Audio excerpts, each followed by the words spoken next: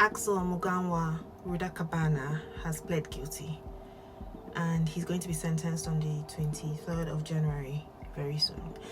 If you've heard about this case and you need an update, this is the update.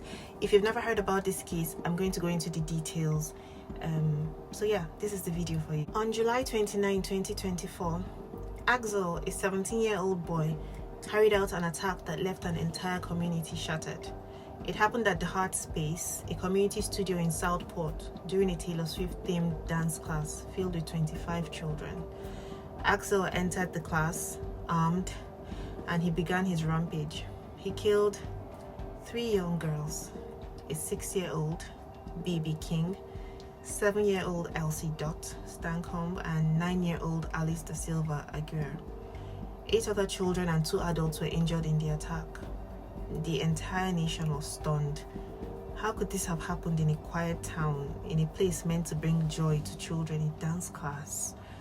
As investigation unfolded, a darker picture emerged. Searches of Axel's home revealed he had been producing ricin, a highly toxic biological weapon. He had been producing it in his home, and he had downloaded the Al-Qaeda training manuals. Despite this, authorities did not classify the incidents as terrorism related because there was no clear motive found. Axel refused to speak during early court proceedings, forcing the judge to enter not guilty pleas on his behalf. However, on January 20th, 2025, he pleaded guilty to all charges, including 3 counts of murder, 10 counts of attempted murder, production of a biological toxin, and possession of information useful for preparing a terrorist act. His sentencing is set for January 23rd, where a life sentence is expected. But how did a boy from a seemingly normal family and a creative background end up committing such a horrific act? To understand, we need to look deeper into Axel's life. So let's do that. Axel was born on August 7th, 2006 in Cardiff, Wales, to parents of Rwandan descent. When he was about 7 years old, his whole family relocated to Banks, a small village near Southport. By all outward appearances, his upbringing was uneventful. It was normal. He had a normal family, seemed good. He lived in a quiet household. He attended local schools, participated in community life without much incident. As a child, Axel had a strong creative streak. He had a passion for musical theater and he enjoyed performing, something that made him stand out in school. But while he excelled in his artistic pursuits, his social life was a different story. He struggled to connect with his peers. He was described as introverted, and unfortunately, he was occasionally the target of bullying, which only deepened his sense of isolation. During his teenage years, Axel was diagnosed with autism spectrum disorder, ASD. For Axel, this diagnosis explained some of his difficulties in social interactions and his emotional understanding. People on the spectrum often need structured environments and tailored support to thrive, but it's unclear whether Axel received the help that he needed. I don't know. His diagnosis also placed him in a vulnerable position socially. Teenagers already face immense pressure to fit in.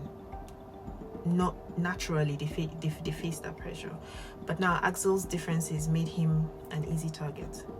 Despite these challenges, he continued to participate in creative activities, which might have been his outlet. However, underneath the surface, things were changing quite quickly, but his family did not notice. Somewhere along the way, Axel's interests took a dark turn. He became deeply fascinated with violence, spending hours and hours online researching weapons and extremist ideologies. Police later found Al-Qaeda training materials on his devices, which he had been reading, and evidence that Axel had been producing ricin, a substance so toxic that even a small amount can kill. Thank God he was caught before he had the chance to use this. Looking back, there were multiple signs that Axel was struggling. His withdrawal from social life, his fixation on harmful ideologies, and even his isolation could have been indicators of deeper problems. Yet it appears these signs were either overlooked or dismissed. It's very important to note that autism spectrum disorder does not predispose someone to violence. I need us to understand, just because somebody has ASD does not mean that they're going to be violent.